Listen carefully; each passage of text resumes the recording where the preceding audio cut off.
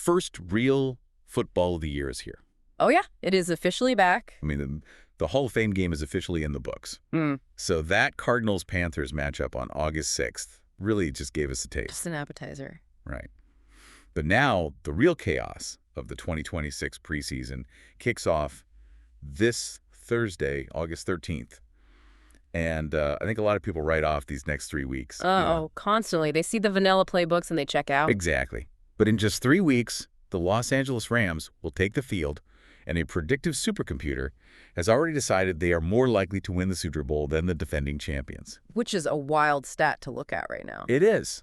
But to understand exactly why the math loves them, you have to look closely at games where the final score on the television screen literally does not matter. Right, because it's the absolute definition of maximum variance football. The variables change by the quarter. And to navigate that, we brought a massive stack of intel for today's deep dive. We've pulled training camp reports from ESPN, CBS Sports, digested Football Power Index projections, and pulled betting lines from the Sports Geek. We really went through everything for this one. We did. The mission today is simple. We are building you a week-by-week survival guide to the preseason. We want to give you a reason to actually care about exhibition games and point you toward the ultimate cheat code, the printable schedules from sportsbrackets.net, the sponsor of today's Bracket Banter Deep Dive. Which you absolutely need if you want to keep track of all these rotating depth charts. 100%. Okay, let's unpack this. Preseason gets a lot of grief for being meaningless. Right. Why does the tape actually matter this year? Well, you have to completely change the lens through which you watch the game. The preseason isn't a scoreboard. It is an isolated audition. Right, the final points don't matter. Exactly. Fans watch the ball, but front offices watch the individual matchups. By early September, every single roster in the league has to be slashed from 90 players down to 53. That is a brutal cutdown. It's massive. So we aren't watching team cohesion right now. We're watching a high-stakes, one-on-one cage match where rookies, undrafted free agents, and bubble players are fighting for their livelihoods. I mean, it's like the NFL's casting call for a blockbuster movie. Right. Your A-list stars, your big names, they're just doing a quick table read. Yeah, just making sure the mics work. Exactly. But the background extras are out there frantically improvising, trying to steal a scene so they don't get completely cut from the production. I love that framing. But let's connect it to the bigger picture. It's not just the background extras. The co-stars are fighting for top billing in real time, too. Oh, you're talking about the backup quarterback battle. Right. We are seeing critical QB battles that will fundamentally alter the regular season. Just look at the CBS Sports reports coming out of Cleveland. The situation with Deshaun Watson. Yeah, they highlighted this intense hostility in a purely competitive sense, between veteran Deshaun Watson and rookie Shedeur Sanders. I was actually just reading about that, and it pairs perfectly with the breaking news from ESPN that Kyler Murray has just edged out J.J. McCarthy for the starting job in Minnesota. Which is huge news for the Vikings. Right. And initially I thought, okay, the decision is made, the battle is over. But that actually makes McCarthy's preseason snaps more crucial, doesn't it? Oh, absolutely. Because if Kyler tweaks an ankle in week 4, the Vikings need to know right now if McCarthy is going to panic or process the field. You hit the nail on the head. Evaluators are looking for processing speed under duress. When the pocket collapses, does the backup keep his eyes downfield or does he immediately drop his head? Yeah, does he just look at the pass rush coming at him? Exactly. You just can't simulate real pass rush terror in a practice jersey. You need live game tape. So if week 1 is all about that raw evaluation, let's look at the slate. We are talking this Thursday, August 13th through the 15th. It's a packed 3 days. Yeah, we've got 16 games over 3 days, and 6 of those are national broadcasts on NFL Network. Thursday night gives us the Packers, the Steelers, and the Titans at the 49ers. Then Friday, you've got the Bucks at the Jets. That Thursday night slate is really packed with evaluation layers, particularly under those national broadcast lights. I do have to push back on the logic of some of these matchups, though. Yeah. I look at this schedule. Mike McCarthy and Aaron Rodgers are returning to Pittsburgh with the Packers in week 1. Yeah, the vengeance game. But does a legendary veteran like Rodgers even need to step onto the field? Aren't they just risking their franchise guy taking a weird hit for, 2 meaningless handoffs? Well, Rodgers himself explicitly told ESPN reporters at camp that these exhibition games are not for him. So why play him at all? Because he'll likely just hand the ball off twice, maybe throw a quick slant route, and put a baseball cap on for the rest of the night. The offensive game plan isn't for him. It's designed to establish a baseline tempo for the offensive line. So you want the offensive line to feel the cadence of the starting quarterback in a live-fire environment. You need a control group. Exactly. Once the line is settled and breathing normally, you pull Rodgers out, insert the backup, and see if the operation falls apart. It's a strictly controlled scientific variable. Yeah, it makes a ton of sense. And speaking of testing variables, let's talk about the absolute stress test happening with the Detroit Lions playing the Bengals. Oh man, what a mess in Detroit right now. Right. Teddy Bridgewater abruptly retires in camp. The Lions signed Josh Dobbs off the street just a few days ago. Literally just got there. Yeah. So they are now rolling with an undrafted rookie, Luke Altmaier, and a guy who just learned where the cafeteria is. Why even put Dobbs on the field? Isn't forcing a guy to run an offense he learned 4 days ago just setting him up to fail? Setting him up to fail is precisely what Detroit's coaching staff needs to do right now. Wait, really? Yeah, evaluators often learn significantly more from a broken play in week 1 than a perfectly executed scripted drive. Because things break down in the regular season all the time. Exactly. When Dobbs doesn't know the intricate protection scheme and a free rusher comes off the edge, how does he react? Does he take a smart sack? Or does he force a disastrous interception over the middle? You're saying the front office wants to see his worst-case scenario decision-making before the regular season begins. They demand to see it. It's the ultimate psychological baseline. And then, you have the narrative drama layered on top of all this evaluation. Look at the Titans game. Oh, with Robert Saleh? Yeah. You have new head coach Robert Saleh facing his former team, the 49ers, right out of the gate on Thursday. Oh, Saleh wants his defensive line to completely smother San Francisco, even if it's guys wearing numbers in the 60s and 70s out there. Right. He's not going to show his regular season blitz packages, but he's going to demand violent execution of his base defense. The intensity in the trenches for that specific game is going to be incredibly high. But as we move past that initial wave of chaos, things start to crystallize. They do. The training wheels come off a bit in week 2. Right. Week 2 runs August 20th through the 23rd, and this is where coaches give their starters a much longer runway. The slate opens on Thursday with an ESPN national exclusive.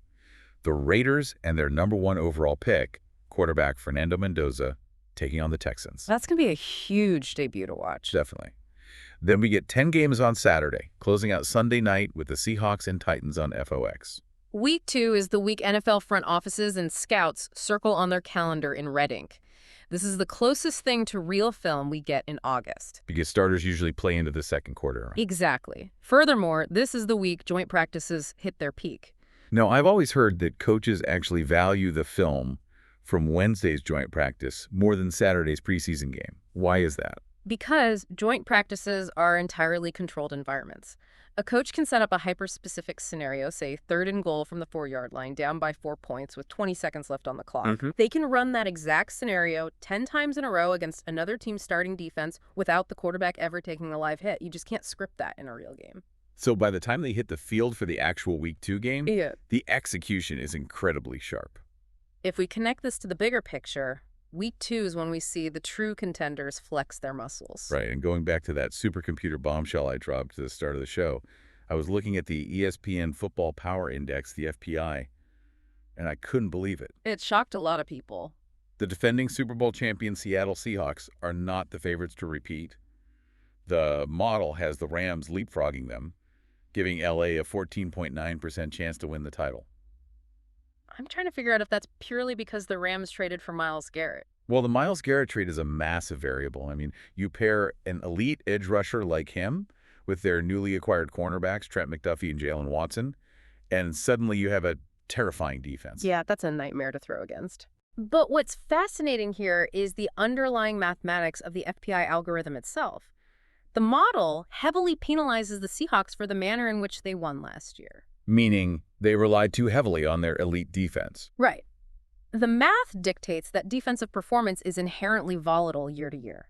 Think about the anatomy of a great defensive play. It's usually a tipped pass Yeah. or a fumble bouncing the right way. Exactly. Or a quarterback slipping on the turf. Those events are statistically random. A supercomputer looks at that and says, you cannot reliably predict that a football will bounce into your hands 2 years in a row. While offense, on the other hand, is basically repeatable physics. If your left tackle blocks at the correct geometric angle and your receiver runs a precise 12-yard out route on time, The play works. It doesn't rely on the opponent making a mistake. It relies on your own execution. That makes sense. That is the exact mechanism driving the model. The FPI algorithms trust offensive stability far more than defensive magic. The Rams won primarily with an elite, highly orchestrated offense last year. Okay, but wait, what about the Patriots? I mean, they made it to the Super Bowl last year, went toe-to-toe with the Seahawks, and they just traded for superstar wide receiver A.J. Brown. A.J. Brown is a huge pickup, no doubt. Yeah, but I'm scanning the top 10 FPI rankings, and New England isn't even on the list. Did the computer glitch? The FPI is remarkably cold-blooded. It factored in their schedule from last year, which was mathematically the easiest path in the entire league based on opponent win percentage. Ah, so they just beat up on bad teams all year. They did. And then it looked at their playoff run, where they benefited from facing a Denver Broncos team completely hamstrung by the loss of their starting quarterback, Burr Nix. Wow, so the model basically flags them as paper tigers. Exactly. It looks at the incredibly tough AFC East schedule this year and determines that New England is facing severe mathematical regression regardless of how good A.J. Brown looks in training camp. Math really doesn't care about your feelings, does it? Not at all. So we have the heavyweights flexing their stable offenses in week 2, but by the time we hit the final week of August week 3, running the 27th through the 29th, those high-level starters are going to grab a clipboard and return to the bench. Yeah, week 3 is a completely different psychological environment. Operationally, it is a pure dress rehearsal for the coaching staff, but on the grass, it is an absolute pressure cooker. The broadcast slate still features big national games. You've got Patriots-Browns on Prime Video on Thursday, Bengals-Eagles on CBS on Friday, Right. and NFL Network carries the Saturday closers with the Lions-Colts and Bears-Titans. But the real story isn't the final score, it's cut-down day looming right there in the background. Yeah, going from 90 to 53 players. Right. And this raises an important question about evaluation strategy, specifically the concept of a race to the bottom. While the Rams and Seahawks are resting their stars in bubble wrap, teams at the other end of the spectrum are utilizing week 3 as a massive live-fire scouting combine. Take the Miami Dolphins. Oh, Miami is essentially starting from scratch right now. Totally tearing it down. They've got a new head coach, new front office, and they are rolling with Malik Willis at quarterback. The FPI actually gives the Dolphins the highest mathematical probability in the league, like 20.1% to land the #1 overall draft pick next year and win the Arch Manning sweepstakes. Which means Miami's front office has zero interest in the final score of their week 3 game. They are actively exposing the deepest, darkest weaknesses of their depth chart just to see who they can salvage. Because they need to know what they actually have. Exactly. And crucially, they aren't just evaluating their own players. The front office is watching the tape of all 31 other teams, preparing to pounce on the waiver wire when those rosters are trimmed to 53. Okay, I get the overarching strategy for the general manager, but help me understand this from a fan's perspective. Sure. If you are sitting on your couch on a Friday night and the Bengals are playing the Eagles, why should you tune in to watch a guy playing right guard in the 4th quarter who might literally be selling commercial real estate by Tuesday morning? You watch it for the raw desperation. A single block on a punt return or a crucial open field tackle in the 4th quarter of a week 3 game can literally be the difference between a player securing a minimum NFL contract or his childhood dream dying on the spot. Wow, that really puts it in perspective. These guys are playing with a level of intensity and fear that you rarely see in the regular season. If you know who is on the bubble, it becomes the most compelling, high-stakes television of the year. Which brings us to the ultimate puzzle. With depth charts rotating every 15 minutes, starters sitting out randomly, and guys fighting for their professional lives on special teams, predicting the flow of these games feels impossible. It can definitely feel like throwing darts blindfolded. Right. So how do we watch this intelligently without getting completely overwhelmed? Well, you have to embrace a philosophy I call maximum variance. You cannot rely on standard regular season logic. When you look at the odds, like the ones provided by the Sports Geek in our source stack, you must adopt a strict tiering philosophy. Which is? Preseason is purely structure small or pass territory. Let's define that for the listeners. Structure small or pass basically means keeping your financial or emotional exposure incredibly low, right? Extremely low. You don't bet the mortgage on a game where the backup punter might be forced to play safety in the 4th quarter. You either place a tiny structured wager purely for entertainment, or you just pass on analyzing the game entirely. That is the exact discipline required. It is absolutely not a place to press your luck or assume you have a locked-in advantage. The variables simply change too quickly. However, there is one specific edge to be found if you shift your perspective. Okay, here's where it gets really interesting. In the regular season, you bet on the logo on the helmet. You bet on the sheer talent of the franchise quarterback. But in August, you bet on the head coach's ego. That is a brilliant way to frame it. You are betting purely on coaching philosophy. Give us an example. Let's contrast two very different leaders. Kevin Stefanski, who is now coaching the Atlanta Falcons, treats preseason games as strict, hyper-competitive dress rehearsals. He demands pristine execution of his offensive system, even from the third-string tight end. So he actually wants to win the game. Yes. Because of that rigid culture, he boasts a stellar 8-5-1 record against the spread in August. So if the odds makers have Stefanski's Falcons as a 5.5-point underdog against the Denver Broncos, you know he's going to keep his foot on the gas in the fourth quarter to win the game. Exactly. Whereas Denver's coach, Sean Payton, operates in a completely different universe. Payton just uses the preseason purely as a laboratory, right? 100%. He will call a highly complex slide protection scheme for a rookie left tackle, demanding the kid shift his blocking assignment to pick up a blitz in real time just to see if he panics. And if it fails? If the rookie blows the assignment, the quarterback takes a sack, and Denver loses the game, Payton couldn't care less. He gathered the data he needed. He is not calling exotic trick plays to secure a meaningless win late in the fourth quarter. So knowing the coach's core intent is the biggest advantage you can have. I'll throw in one final angle to watch on that front. Let's hear it. Keep a close eye on the Dallas Cowboys. Dak Prescott is going to sit on the bench wrapped in cotton to avoid any unnecessary risk. That leaves a fierce, wide-open battle for the QB2 job between Joe Milton III and Sam Howell. And motivation is the ultimate currency in August. Exactly. Because both Milton and Howell are fighting tooth and nail to prove they belong in the league, you know they're going to be airing the ball out and playing aggressive, high-risk football deep into the second half. Which is a great situation to look for. Yeah, that makes the Cowboys at +3 against the Seattle Seahawks reserves a really smart angle to monitor. Yeah. I mean, it's not a hard pick, of course, just a highly educated preview of where the motivation lies. You find the desperation, you find the value. And to keep track of all this madness, the quarterback battles, the national TV windows, the looming cutdown dates, you cannot just wing it. No, it's way too much information to just hold in your head. Right.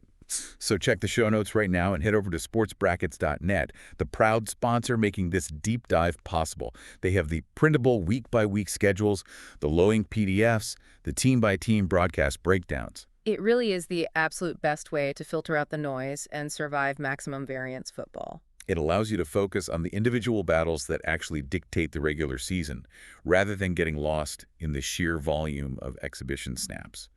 Speaking of those battles, keep your eyes glued to that Week 1 vengeance game on Thursday between the Packers and the Steelers. We'll definitely be watching the tape closely. And we promise to return next week to break down all the fallout, the risers, and the fallers. But before we sign off, I want to leave you with one final provocative thought to mull over independently as the games kick off this week. Oh boy, lay it on us. So, we've spent a lot of time analyzing the Rams' offensive stability and the Seahawks' defensive volatility, right?